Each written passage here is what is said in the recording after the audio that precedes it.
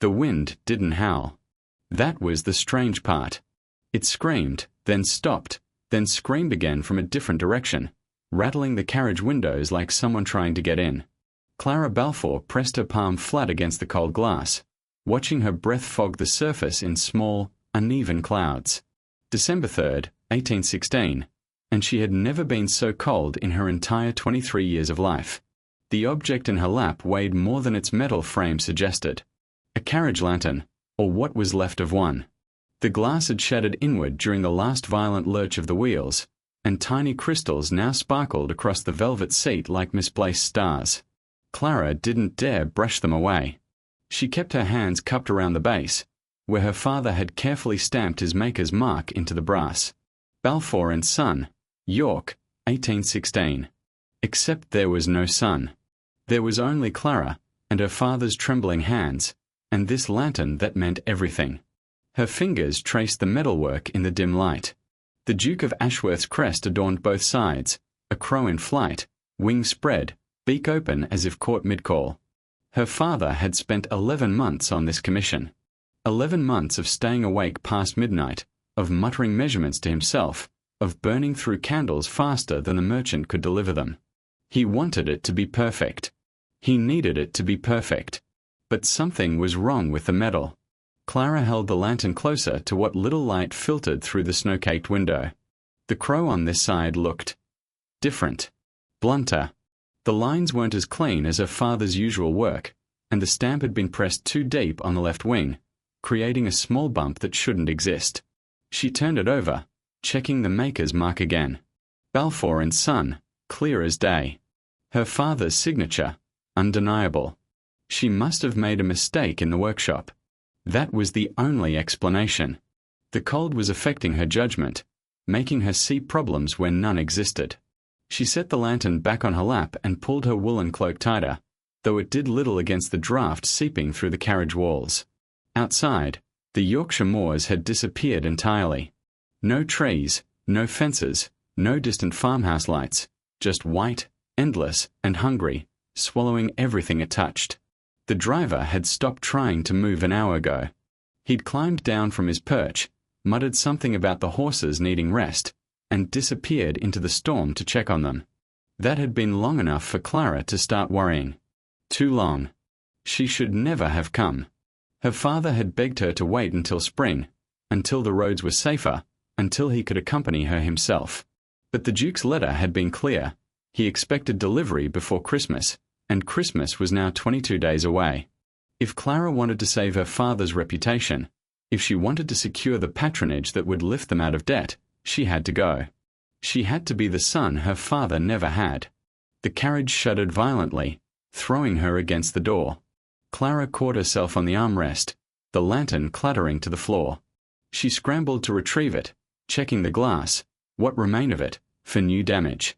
Her heart pounded against her ribs. This couldn't break. This absolutely could not break. She was still on her knees when the wind stopped. Complete silence. Not the gentle fading of sound, but an abrupt, unnatural stillness that pressed against her eardrums like cotton. Clara froze, one hand gripping the seat, the other cradling the broken lantern. Even the horses had gone quiet. Even the snow seemed to hold its breath. Then came the knock. 3 heavy thuds against the carriage door. Not polite, not questioning, demanding. The sound of authority wrapped in leather gloves. Clara's throat tightened. Highwaymen didn't knock. But then again, highwaymen didn't usually operate during blizzards in the middle of nowhere. She opened her mouth to speak, but no words came. The knock repeated, harder this time, rattling the door on its hinges. Open the door. A man's voice. Low, controlled, carrying the kind of certainty that came from never being disobeyed. Clara's hand moved before her brain could stop it, lifting the latch. The door swung outward, and snow exploded inward, cold and sharp against her face. He filled the doorway. Tall, broad-shouldered, wrapped in a greatcoat so dark it seemed to absorb what little light remained. Snow covered him completely, his shoulders, his hat, the dark hair curling against his collar. His eyes swept over the carriage interior in one quick glance, taking in the broken lantern, Clara's pale face, the scattered glass on the velvet. He didn't introduce himself. He didn't need to. "The lodge is 1/2 a mile east," he said. "You'll freeze if you stay here." Not a question. Not an offer. A statement of fact, delivered with the same indifference as someone commenting on the weather. Clara clutched the lantern tighter. "My driver." Already at the lodge with the horses. He made it. "You won't, if you wait much longer." The wind returned, shoving against the open door, and Clara felt the truth of his words in her bones. She was cold. So cold she couldn't remember what warm felt like. Her feet had gone numb hours ago, and her fingers, wrapped around the damaged lantern, had turned the color of old milk. She nodded, because nodding was easier than speaking. The man, the Duke, it had to be the Duke, who else would be walking through a blizzard on his own land, extended one gloved hand. Clara looked at it for a long moment. Then she looked at the lantern in her arms, at the flawed crow, at the maker's mark that tied her father to something that might ruin them both. She couldn't leave it behind. She couldn't. Clara stepped out of the carriage on her own, clutching the broken lantern to her chest, and the snow swallowed her whole. The snow hit Clara like a wall. Not soft, not gentle, sharp and furious, each flake a tiny needle against her cheeks. She gasped, and the wind stole the breath right out of her mouth before she could form it into words. The broken lantern stayed pressed against her chest, protected by her arms, by her body, by everything she had left to give. The Duke moved ahead without looking back. His boots left deep prints in the fresh snow, and Clara understood without being told that she needed to follow those prints or disappear entirely. She took a step, then another, her woolen skirts growing heavy and wet within seconds. The cold seeped through her layers like they were made of paper, finding skin, finding bone, finding the warm places inside her and turning them to ice. Her lungs burned. Every breath felt like swallowing broken glass. The snow came up past her ankles, then her calves, and still the Duke walked ahead, never slowing, never checking to see if she followed. Clara watched his dark shape through the white curtain and kept moving because stopping meant dying, and dying meant her father would be alone, and alone meant he would never survive the winter. She couldn't remember the last time she'd been so afraid. 10 minutes passed. Maybe 20. Time meant nothing when the world had been reduced to white and cold and the desperate need to place one foot in front of the other. Clara's fingers had gone from numb to painful to something else entirely, a distant burning that worried her more than the pain had. She'd seen frostbite before, in the winters back home, on the hands of beggars who couldn't afford proper gloves. She knew what came next. The Duke stopped so suddenly she almost walked into him. He stood at the base of a small hill, his head tilted up, and Clara followed his gaze to see nothing. Just more snow, more wind, more white. "There," he said, pointing. Clara squinted. For a moment, she saw nothing.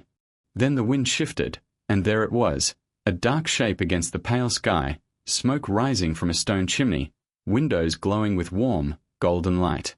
A hunting lodge. Small but solid, built into the side of the hill like it had grown there. Clara had never seen anything so beautiful in her entire life. The last 50 yards took forever. Clara's legs had stopped listening to her brain, moving on some animal instinct she didn't know she possessed.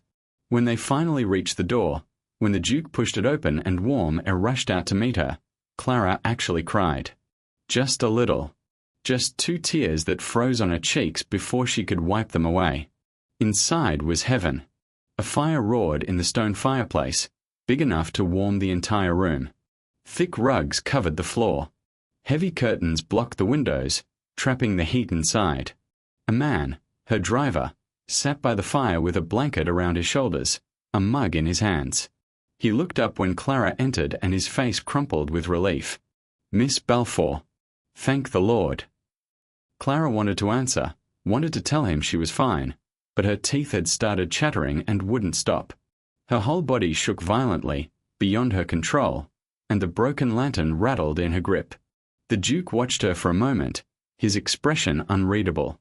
Then he crossed the room, took the lantern from her numb fingers, and set it on a nearby table. "Come to the fire," he said.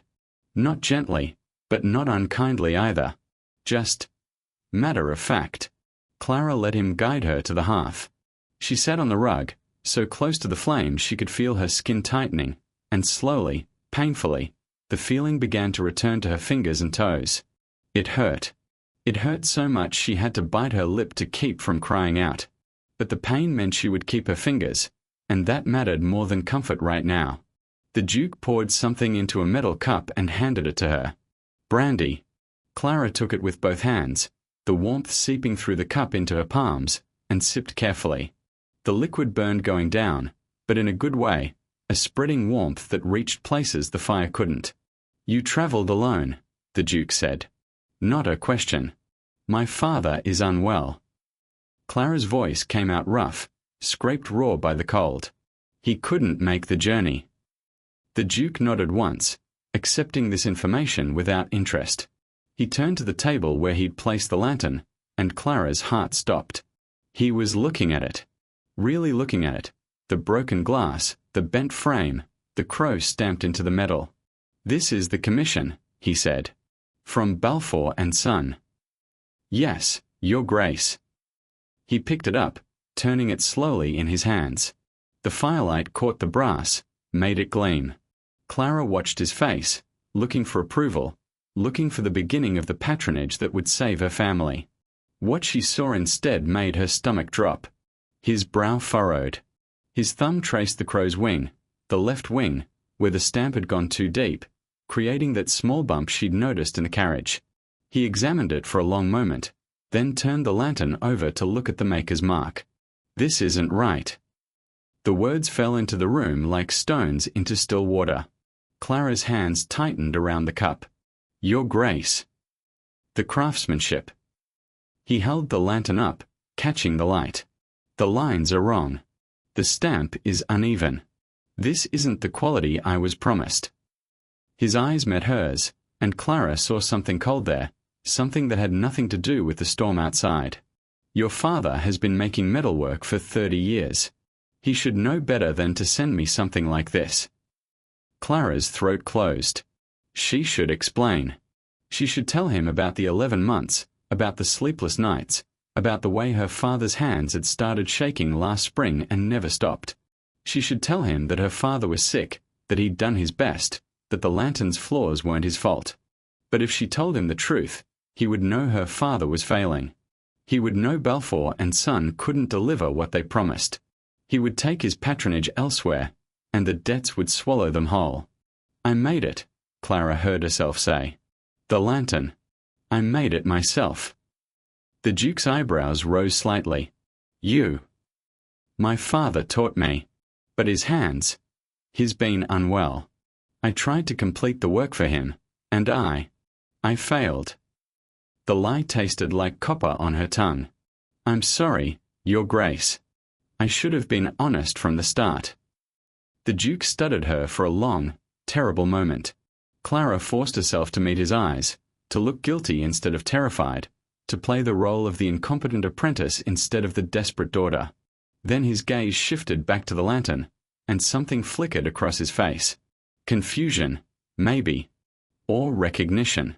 He turned away from her, walking to a cabinet against the far wall. He opened it, reached inside, and pulled something out. Another lantern. Identical in size, identical in shape, identical in every way except one. This one was perfect. The crow's wings were crisp and clean, the stamp even, the metal smooth and unblemished. The Duke set it on the table next to Clara's broken one. This arrived 3 months ago, he said quietly. From a metalsmith in York. Your father's apprentice, apparently. He said Balfour and Son had fallen behind on orders and he was completing the work independently. The Duke looked at Clara, and his eyes were unreadable. I assumed you knew. Clara stared at the 2 lanterns. Her father's imperfect work, delivered with love and desperation. And this other one, perfect, professional, and utterly false. The world tilted slightly beneath her. Her father hadn't made a mistake. He'd been deceived. Someone had copied his work, used his name, stolen his commission. And her father, sick and frightened and desperate, had sent Clara north with a lantern he must have known was wrong, hoping the Duke wouldn't notice, or hoping Clara could fix it before he did. The fire crackled behind her. The brandy warmed her hands. And Clara sat on the rug, looking at 2 lanterns and one impossible truth, with no idea what came next. 3 days. 72 hours of wind and snow and the strange intimacy of being trapped with a stranger. Clara had stopped counting the hours somewhere around the 2nd morning, when she'd woken to find the Duke already awake, already dressed, already studying her with those unreadable eyes from across the room. The hunting lodge was small enough that avoiding him proved impossible. The main room held the fireplace, the table, the 2 chairs, and the worn sofa where Clara slept each night wrapped in blankets that smelled faintly of cedar. The Duke took the only bedroom, a tiny space at the back that Clara had glimpsed once through an open door. Narrow bed, washstand, window completely white with frost. They ate together. They sat together. They breathed the same warm air, thick with smoke from the fire and the scent of the coffee the Duke made each morning from beans stored in a tin on the shelf. Clara learned his habits without meaning to, the way he read for exactly 1 hour after breakfast, the way he added wood to the fire every 45 minutes without being reminded, the way he looked at the storm outside like it had personally offended him. She also learned his philosophy, not through long conversations, but through small comments dropped like stones into still water. "Love is a negotiation," he said on the 2nd evening, watching the flames. Both parties trying to get what they want while pretending they want something else. Clara had looked up from the lantern she'd been quietly repairing, a mindless task to keep her hands busy. That's a sad way to see the world. It's an accurate way. He didn't look at her. My parents loved each other. Passionately, publicly, completely. They also destroyed each other by the time I was 12. The love wasn't fake. It just wasn't enough. Clara had no answer for that. She went back to fitting a new piece of glass into the lantern frame, her fingers working carefully, and tried not to think about her own parents, her mother who died when Clara was 8, her father who had loved her so fiercely he'd never remarried, never even looked at another woman. Was that a lie too? Some kind of strategic choice dressed up as devotion? On the 3rd morning, Clara woke to silence. Not the howling silence of the storm, but actual silence. The wind had stopped. She lay on the sofa, wrapped in her blankets, and listened to nothing. For one wild moment, she thought it was over. She could leave. She could go home, face her father, demand the truth about the lantern and the apprentice and everything else. Then she heard the Duke's voice from the bedroom. Just a lull. There's more coming. Clara closed her eyes and didn't move. Breakfast was quiet. The Duke made coffee. Clara ate a piece of hard bread left over from the day before. The repaired lantern sat on the table between them, and every time Clara looked at it, she felt something twist in her chest. She'd fixed the glass. She'd polished the brass. But the flawed crow remained, and no amount of work would change that. "Tell me about your father." The question caught her off guard. Clara looked up to find the Duke watching her with something almost like curiosity. "He's a good man," she said carefully. "A talented metalsmith. He's been working in York for 34 years. "That's not what I asked." Clara set down her bread. "What did you ask?" "I asked you to tell me about him. Not his resume. Not his business. Him." The Duke leaned back in his chair, coffee cup balanced on his knee. "What does he love? What does he fear? What keeps him awake at night?" The questions hung in the air between them. Clara thought about lying, thought about crafting some careful response that revealed nothing. But she was so tired. Tired of pretending, tired of protecting, tired of carrying the weight of her father's secrets alone. "He loves me," she said quietly. "Too much, maybe. He loves me so much he can't bear to disappoint me. And that love makes him lie. Makes him pretend he's stronger than he is, healthier than he is, more capable than he is. He keeps me safe by hiding the truth, and I keep him safe by pretending I don't notice." The Duke was quiet for a long moment. When he spoke, his voice was softer than Clara had ever heard it. "My father kept me safe by never loving me at all. He said affection was a weakness, that caring about someone gave them power over you. A pause. He was right, in the end. My mother cared too much, and it destroyed her. He cared too little, and it destroyed him. I've spent my life trying to find the middle ground, caring enough to function, but never enough to hurt. Clara looked at him, really looked at him for the first time. The Duke of Ashworth, with his cold eyes and colder words, wasn't cold at all. He was frozen. Scared. Just as desperate to protect himself as she was to protect her father. That sounds lonely, she said. It is. He set down his coffee cup. But loneliness is predictable. Pain isn't. I'll take predictable every time. The storm returned that afternoon, just as the Duke had predicted. The wind howled, the snow fell, and the world outside disappeared once more. Clara sat by the fire, the lantern in her lap, and thought about everything she'd learned. She thought about her father, sending her north with a flawed creation and a desperate hope. She thought about the apprentice, stealing work and reputation without a second thought. She thought about the Duke, building walls so high and thick that no one could ever reach him. And she thought about herself, the lie she'd told, the truth she'd hidden, the daughter who had become her father's keeper instead of his child. That night, the Duke made an offer. They sat across from each other at the small table, a single candle burning between them. The storm raged outside, but inside, everything was still. The Duke looked at Clara for a long moment, and she saw him making some internal calculation, weighing something she couldn't see. "You're educated," he said finally. "Well-spoken. Capable. You traveled alone through a blizzard to protect your family's reputation. You lied to me without hesitation when you thought it would save your father." He paused. Those aren't the actions of an ordinary metalsmith's daughter. Clara said nothing. "I'm 38 years old," the Duke continued. "I have a title, an estate, and an obligation to produce an heir. I've spent 15 years avoiding that obligation because I refuse to participate in the farce of romantic love. But I'm not getting any younger, and neither is my family line." Understanding crept up Clara's spine like cold fingers. She gripped the edge of the table. "I'm offering you a contract," the Duke said. "Marriage. Purely practical, purely strategic.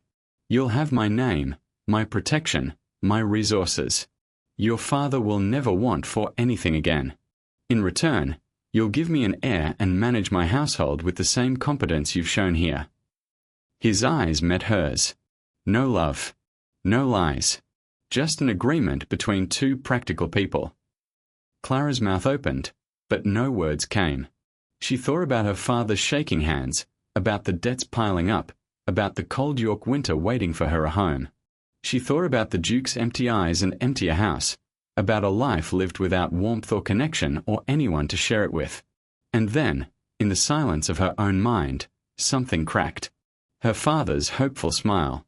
The way he'd pressed the lantern into her hands, telling her everything would be fine, telling her the Duke would love the work, telling her she was his brave girl, his clever girl, his only girl.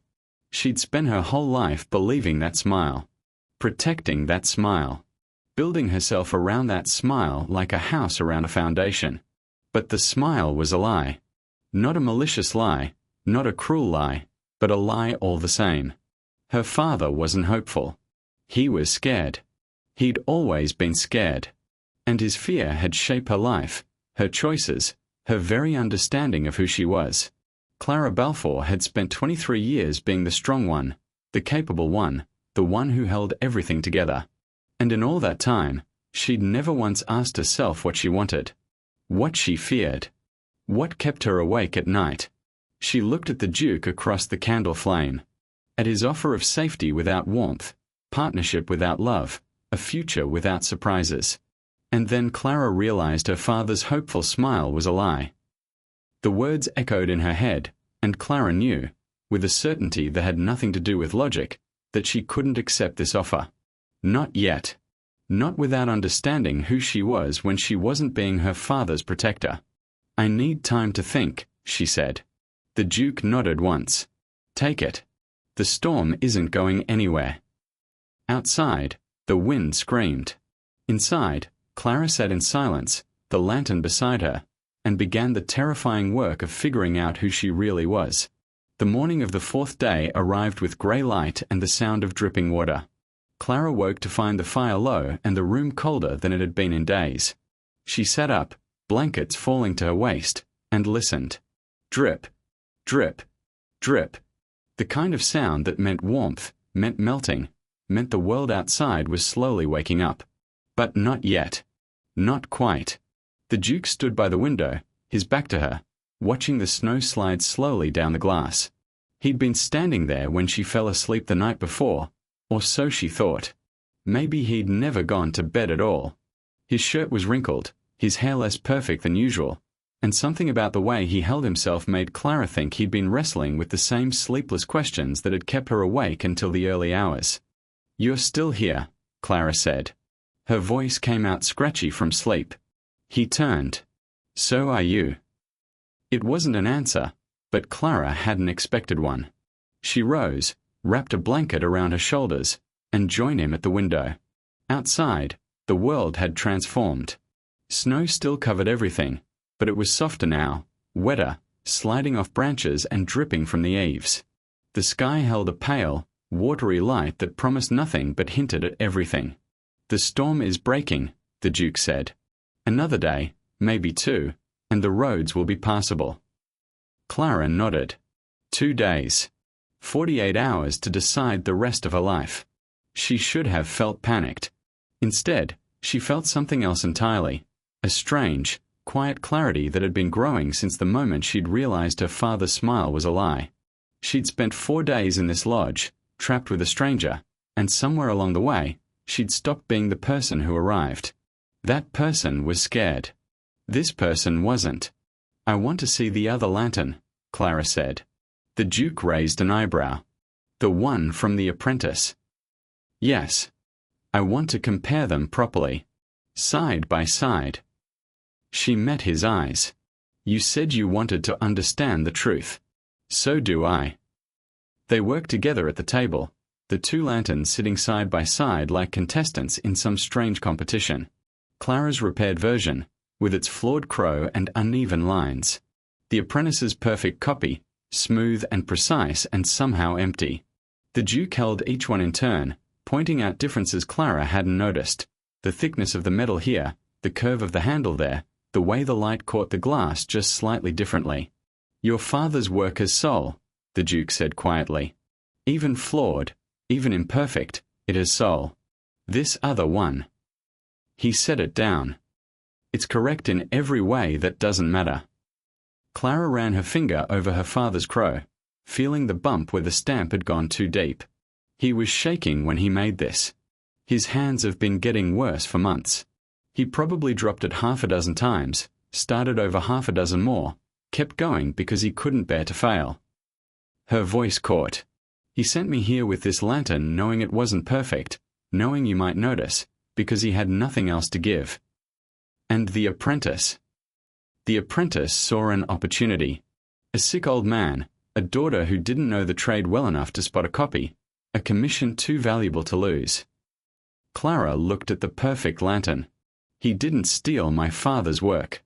He stole his name, his reputation, his chance to prove himself one last time." The Duke was quiet for a long moment.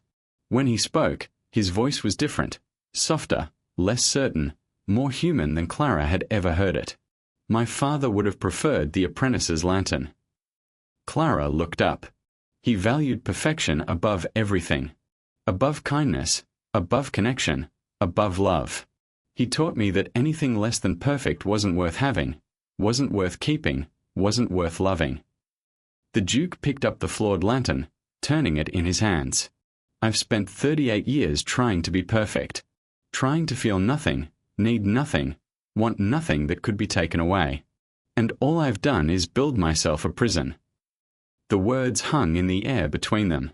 Clara understood, suddenly, that this was harder for him than anything. This admission, this crack in the wall, this moment of choosing truth over safety. "You're hiding behind ruins, Your Grace." He flinched like she'd struck him. But he didn't look away. "The walls you built, Clara continued gently. They're not protecting you anymore. They're just keeping everyone else out, including yourself. The Duke set the lantern down carefully.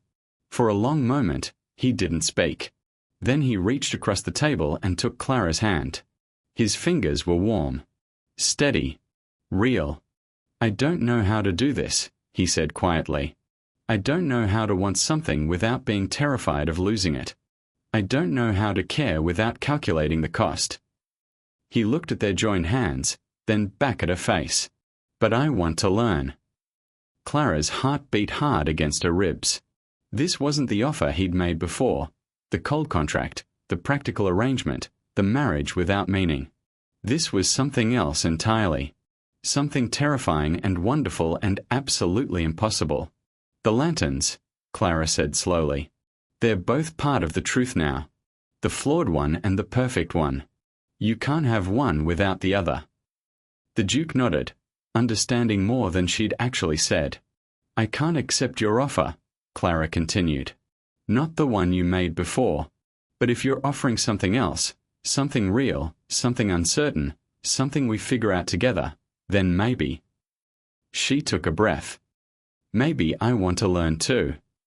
Outside, a branch dropped its load of snow with a soft thump. The sound was small, ordinary, completely unremarkable. But to Clara, it sounded like the world shifting, like winter finally loosening its grip, like the first hint of something green pushing through frozen ground. The Duke stood. He pulled her gently to her feet, still holding her hand. They stood there in the middle of the room, two people who'd spent their lives building walls, watching each other take the first shaky steps toward tearing them down. We should check the roads, the Duke said. Clara smiled. We should. Neither of them moved. The fire crackled. The snow dripped. And somewhere outside, the storm that had trapped them together was finally breaking. Then the Duke's free hand came up to cup her face, and Clara forgot about the roads, forgot about the storm, forgot about everything except the warmth of his palm against her cheek and the question in his eyes that she answered by rising on her toes and closing the distance between them. The kiss was soft, uncertain, real. When they pulled apart, the Duke's eyes were brighter than Clara had ever seen them. Not with tears exactly, but with something close, something that looked like hope trying to find its way through years of careful nothing. The ice on the window pane cracked. Clara turned to look. He was right. A thin line ran through the frost on the glass, a tiny fracture letting in a sliver of pale grey light. The storm wasn't done yet. The roads weren't clear yet. Nothing was certain, nothing was guaranteed, nothing was safe. But the ice had cracked. And through the crack, Clara could see the faint outline of the world beyond. The hills, the sky, the future waiting for them both. The carriage rolled to a stop at the bottom of the hill, and Clara Balfour stepped out into a world she barely recognized. April 14th, 1817. 4 months since the blizzard. 4 months since she'd arrived at this same spot, frozen and frightened, clutching a broken lantern to her chest. Now the sun sat warm on her shoulders, and the hills rolled green in every direction, and the hunting lodge stood exactly where it had always stood, but nothing else was the same. Clara had come back to say goodbye. She walked the path alone, her boots sinking slightly into the soft spring ground. Birds sang somewhere in the trees. A light breeze carried the smell of new growth, of earth waking up, of winter finally releasing its hold on the world. When she reached the lodge door, she didn't knock. She just pushed it open and stepped inside. Empty. The main room was exactly as she remembered it. The stone fireplace, the worn sofa, the small table where she'd sat across from the Duke and learned who he really was. But no fire burned in the hearth. No coffee waited on the stove. No Duke stood by the window, watching the snow fall. Clara crossed to the cabinet against the far wall and opened it. 2 lanterns sat side by side on the shelf. The apprentice's perfect copy gleamed in the morning light, every line crisp, every curve smooth, every detail exactly right.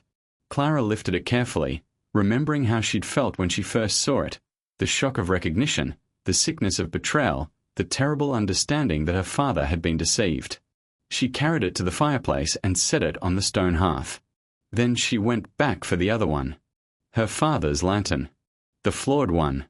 The one with the uneven crow and the too-deep stamp and the glass she'd repaired with her own trembling hands. It felt different now, lighter, somehow, or maybe just more familiar. Like holding a piece of her own history. Clara carried both lanterns outside and set them on the ground near the woodpile. The perfect one first. Then her father's. Side by side in the spring sunshine, they looked almost like twins. One beautiful, one honest. One correct in every way that didn't matter. One flawed in every way that did. She reached into her pocket and pulled out a letter. It had arrived 3 weeks ago, delivered by hand to the small house in York where Clara now lived alone. Her father had passed peacefully in his sleep, the letter explained, a neighbor woman who'd been checking on him, who'd found him with a smile on his face and a half-finished sketch of a lantern on the table beside him. Clara had cried for 2 days. Then she'd gotten up, made tea, and started planning this trip. She unfolded the letter now, though she didn't need to read it. She knew every word by heart. The neighbor's kind descriptions of her father's final weeks. The list of his belongings, waiting for Clara to collect them. And at the bottom, in her father's own shaky handwriting, a note he'd written weeks before he died, knowing the neighbor would find it, knowing Clara would eventually see it. My dearest Clara, I should have told you the truth about so many things. I should have trusted you with my fears instead of hiding behind my hopes. You were never just my daughter. You were my teacher. You showed me that love isn't about protecting someone from pain. It's about walking through it together. I'm proud of you. I always was. I always will be. Clara folded the letter carefully and returned it to her pocket. She picked up the apprentice's lantern first. Perfect. Beautiful. False. She carried it to the woodpile, placed it carefully on top of the dry logs, and reached for the matches she'd brought from the carriage. The flame caught quickly. Within seconds, the perfect lantern was surrounded by fire, its metal blackening, its glass cracking, its beautiful lines disappearing into smoke. Clara watched until there was nothing left but ash and heat and the memory of something that had never been real. Then she turned to her father's lantern. She picked it up gently, running her thumb over the flawed crow one last time. This one she didn't throw on the fire. This one she carried back inside the lodge, back to the cabinet, back to the shelf where it would wait for whatever came next. The Duke would understand. Or maybe he wouldn't. But that was the thing about truth. It didn't require understanding. It only required honesty. Clara was closing the cabinet door when she heard footsteps behind her. She turned. The Duke stood in the doorway, slightly out of breath, his riding boots covered in mud and his hair wind-tossed from whatever journey had brought him here. He looked at her. At the closed cabinet. At the smoke rising from the woodpile outside the window. I saw the fire, he said. From the hill. I thought. Clara waited. The Duke crossed the room slowly, stopping just close enough to reach out and take her hand. His fingers were warm. Steady. Real. I thought you might be saying goodbye, he finished quietly. Clara shook her head. I'm saying hello. To this place. To myself. To whatever comes next. She squeezed his hand. My father's gone. The lies are gone. The perfect copy is gone. All that's left is what's real. The Duke looked at the cabinet, then back at her. The lantern. Stays. If that's all right with you. He nodded slowly. It's more than all right. A pause. Clara, I've spent the last 4 months trying to figure out how to be someone worthy of the woman I met in a blizzard. I don't know if I've succeeded. I don't know if I ever will. But I know that I want to try. I want to keep trying. Every day, for as long as you'll let me. Clara felt tears prick at her eyes, but she didn't let them fall. Not yet. There would be time for tears later, for her father, for the Duke's lost years, for everything they'd both survived to reach this moment. Right now, there was only this. Teach me how to look, the Duke said softly. At things. At people. At myself. Teach me how to see what's real. Clara lifted their joined hands and pressed a kiss to his knuckles. That's the thing, she said. You already know how. You just forgot. We both did. She smiled. But that's what second chances are for. Remembering what we always knew. They stood together in the empty lodge, spring sunlight streaming through the windows, smoke rising from the woodpile, one flawed lantern waiting on a shelf. Outside, the hills rolled green and endless. Inside, two people who'd spent their lives hiding from love finally stopped running. Clara thought of her father's note, warm in her pocket. She thought of the perfect lantern, reduced to ash. She thought of the Duke's hand in hers, solid and real and completely imperfect. And she thought that maybe, just maybe, this was what healing felt like. Not forgetting. Not moving on. Just carrying what mattered and letting the rest burn away. The Duke squeezed her hand. Clara squeezed back. Outside, the sun kept shining. The birds kept singing. And the world, slowly and gently and inexorably, kept turning toward spring.